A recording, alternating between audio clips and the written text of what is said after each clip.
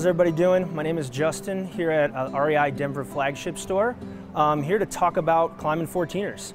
Everybody loves getting out, climbing some mountains, but the most important thing is talking a little bit about safety, the gear to use on the mountain, some options for you and how to be prepared. A little background on myself. I've been working for REI for about 3.5 years. I handle a lot of product testing, vendor relations, and training for the store. And I have summited 24 14ers, a few in the winter. I've been on Mount Rainier, Mount Hood, winter ascent of Mount Washington in New Hampshire, which is one of my favorite mountains, even though it is not close to 14,000 feet. So just here to talk about some systems of gear, and we're going to kick off with the 10 essentials. Most of you probably have heard of the 10 essentials, and if you haven't, we're going to talk a little bit about some of the systems of these 10 essential items. Number one most important item to look at is going to be navigation. If you're not somebody who's prepared for your trip and you don't have the right gear or know how to use the gear, a lot of things can go wrong. So number one is a map and compass, and what's very important about those is to know how to use those. A lot of people will go out and they'll just carry them, but they won't understand how to read a topographic map or how to use a compass. So it's very important to pick up one of these. We do have 14er specific maps now, which make it a little easier for you to be able to see the specific trails on the mountain. Otherwise, we do have some bigger maps of some of the surrounding areas as well. So that's a definite must, having a compass and a map and know how to use it properly. Another nice addition is a GPS unit. It does not substitute for a map, but it does help. You can preload trips. There's plenty of beta information out there on websites with topographic maps preloaded that you can get. This specific piece is really nice because it's also an emergency locating system. So you get kind of 2 in 1. What's nice about that is if you have friends, family, it's always important to let them know where you're going, cutoff time of when you should be back in case something goes wrong. So with that, you can actually send messages to your loved ones and let them know you're safe when you get on the mountain. Another option similar to that, not using GPS, would be this link right here. That's a great item to have in case there is an emergency. You can turn on that beacon and hopefully get rescued in an emergency situation. But again, none of that substitutes for not having a proper map and compass system and knowing how to use it properly.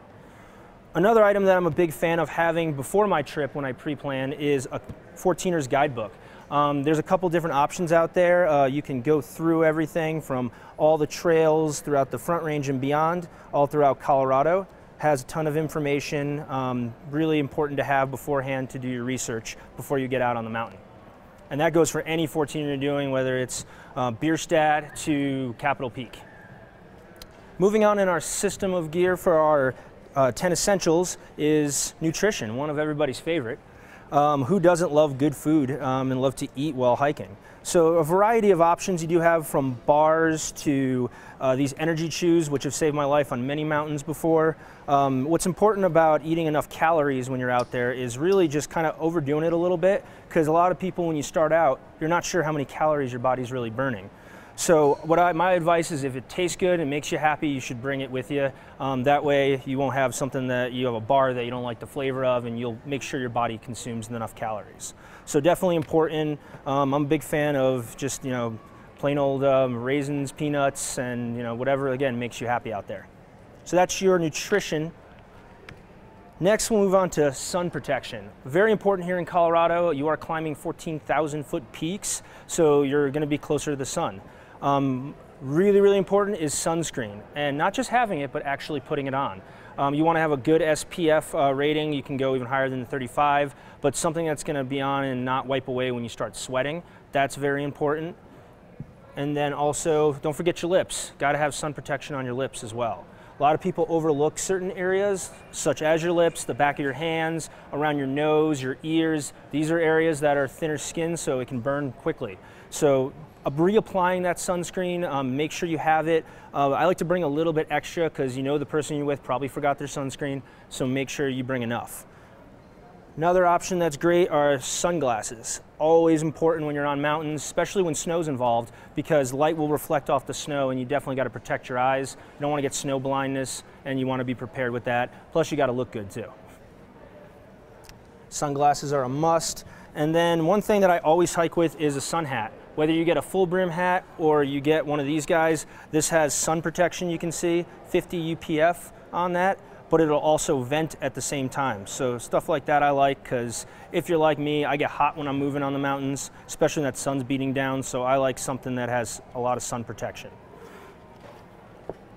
So that would be your sun top 10 essential right there. Very important in Colorado, especially on those 14ers. And even if it's cloudy out and gray skies, it's important to put sunscreen on. People don't think about that, but those UV rays can still hit you.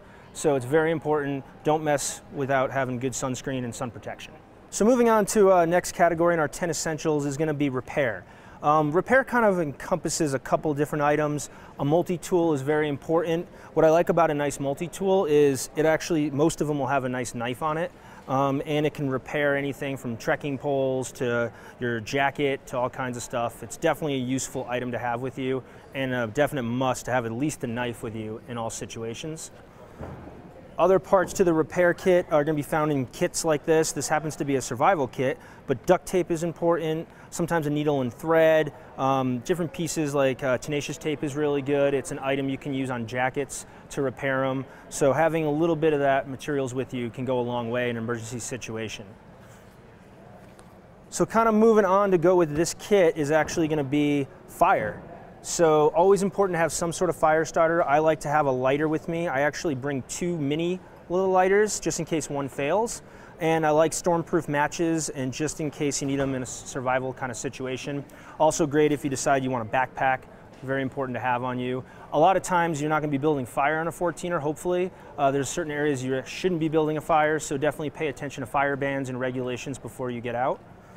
And then some of these kits do come with some fire starter materials as well. So you'll have some matches, some fire materials to kind of kickstart your emergency fire if you needed it in an emergency survival situation. So that would be your repair, and then another category, fire. And then moving on, going with more safety, is a first aid kit. I'm a big fan of picking up one of these small little kits and then kind of tailoring it to whatever works for you. If you're someone that might need, like you're diabetic, might need insulin or have bad allergies, kind of tailoring your kit to what works for you is really important. But I like having a starting point because they do give you, there's different sizes you can get depending upon how many people you plan to go out with and what kind of trips you're doing. But without having important things like Band-Aids, tape, other things in there, gloves for medical issues, definitely important. But I highly recommend also taking a class on wilderness first aid as well, and consulting local guide companies and forest services on safety when it comes to medical gear, because this is virtually useless if you don't know how to use anything in it. And that goes for everything we're having in this system, is know how to use everything before you get outside. Super, super important out here in Colorado. If you happen to be new to Colorado, coming from lower elevation, you might notice you drink a lot more water here. That's definitely true when you're getting out on the trail and hiking up 14ers. This is a water reservoir. I'm a big fan of having these in my pack. Most packs will fit some sort of liter capacity. I like to stick in the 2.5 to 3 liter range for my water reservoir, and just drinking as long as I go. As I'm hiking, I set little goals for myself and make sure as I reach those goals I'm drinking enough water. Very important. I would overbring water in worst case scenario because you'll probably end up using them, especially if you're newer to altitude.